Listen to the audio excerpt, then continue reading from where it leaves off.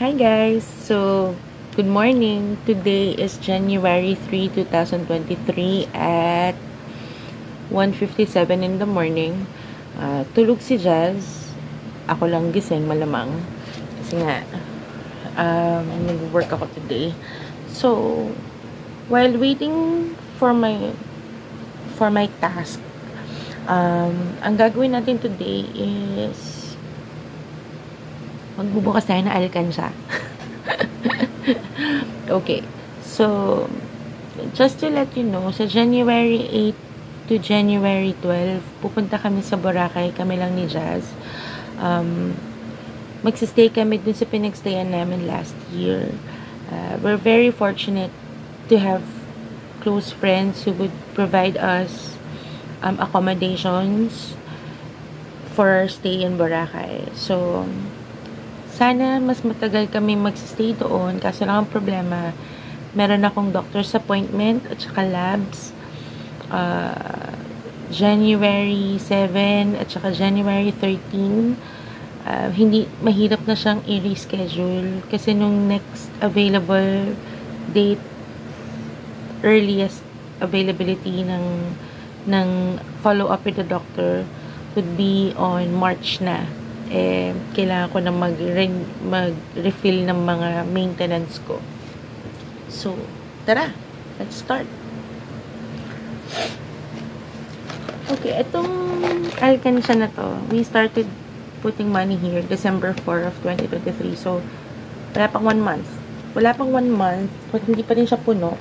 Nasa 1/3 na siya.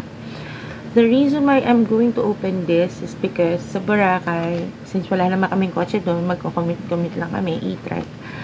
Kailangan namin ng barya to pay for our fare to go to the places that we want to go, for us to eat, ganyan. So, gagawin ko, kukunin ko lahat ng 20, 10s, and 5s, tapos ilalagay ko sa isa pang alkansya ng mga piso, tsaka yung hindi kukunin para dun ko itutuloy yung pag-iipon ni Jazz.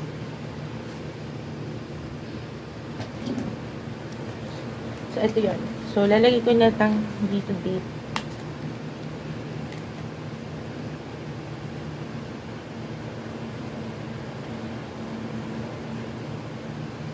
January 3. Normally, yung alkansya ni Jazz, we open it whenever it's full. Tapos we go to MOA. Sa coin deposit machine. Tapos, that's what we use for Jazz. For Jazz's,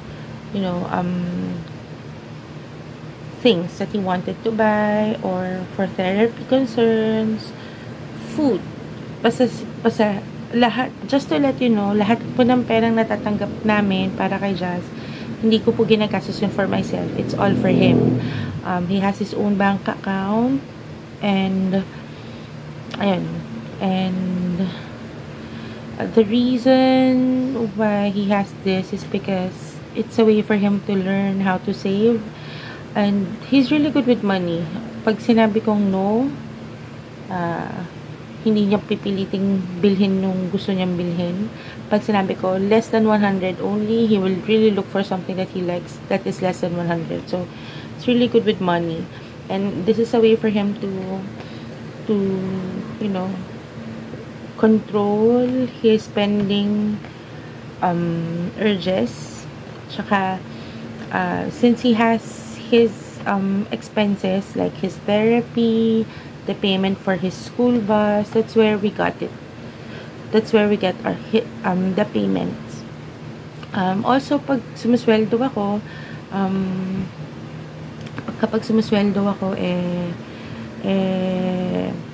nag-aalat talaga ako ng certain amount to go to his bank account. Like, I have 3 bank accounts, mine, Jazz's, and our emergency funds. So, I always make sure na pag sumusweldo ako, nilalagyan ko nung dalawa doon yung Jazz account at saka emergency funds. Tara, buksan na natin. Yan. So, December 4, 2023. Saan ko ba nakuha tong mga pera na to? Saan ba namin ito nakuha? Siyempre, Pasko, bagong taon, may mga pasabo.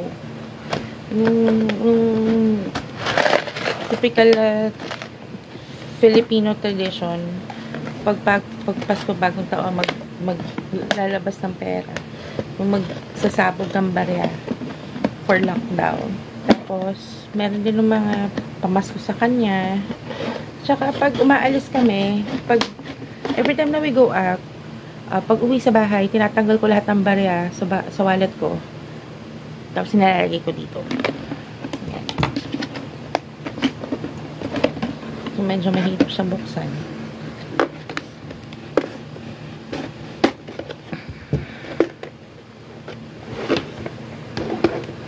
Yung paper bills, hindi ganun kadami kasi nga kakasimula pa lang namin. Okay. So, ito na.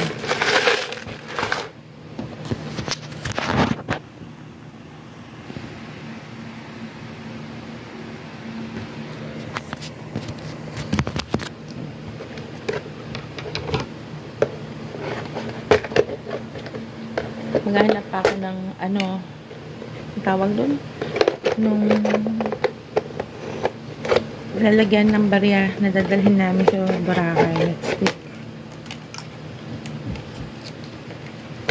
Simulan natin sa paper bill, sa paper bills.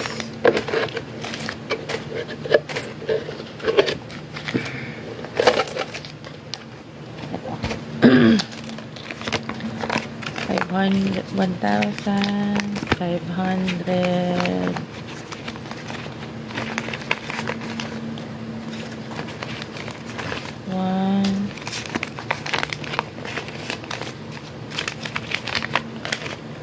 2 250 290. So we have 1,790. 1,790.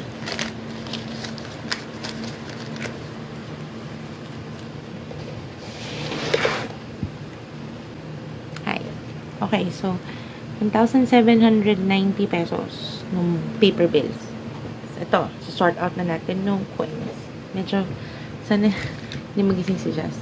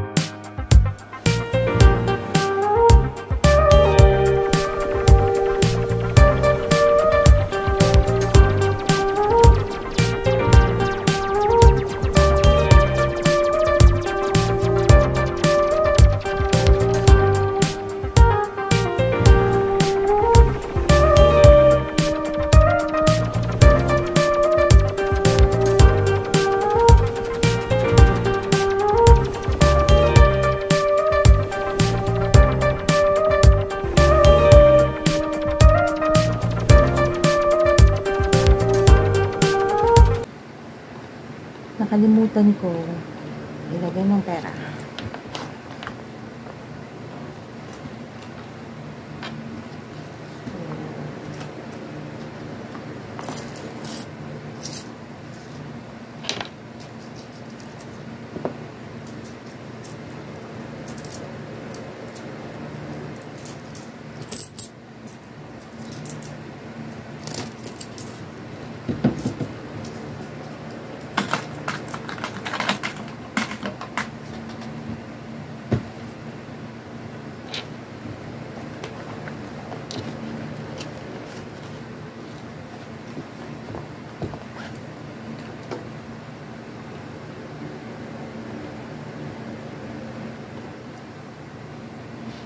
Okay, simulan natin. 20 pesos. Wala. Pagyan ako ng patol.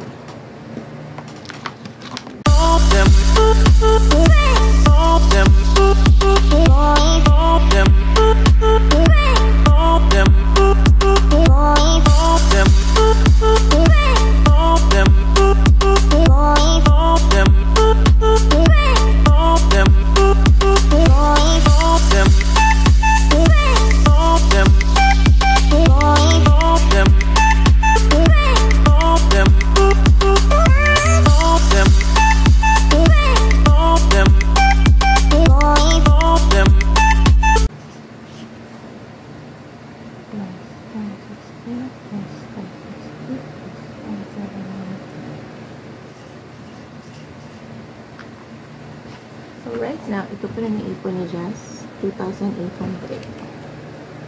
Galing. So, thank you guys for watching. Malamang makikita nyo na naman kami soon kasi gagawa ako ng packing video for Boracay, and then syempre our Boracay tour, just me and Jazz.